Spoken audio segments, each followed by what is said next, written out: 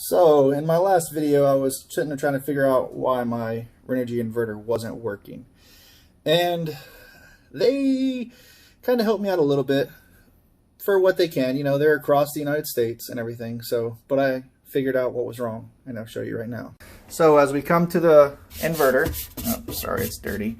I've got all my breakers off, and what I found out is that I actually had the ground, or neutral as I would call it, going in a loop through there, and then the one that the inverter was creating going back in there also. And so it was throwing a whole loop system, which was causing everything to mess up. So I isolated that problem, and I redid my grounds in my panel. And now, as we can see here, I'll turn it on. Inverter just kicks on, and then it goes from the hard wire up into my little breaker. And then I can turn my breakers on. And we won't turn that on because that's for shore power. And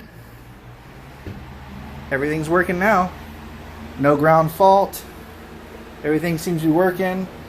And if I come over here, might be hard to see. Let's shut this door. Maybe we can see it better.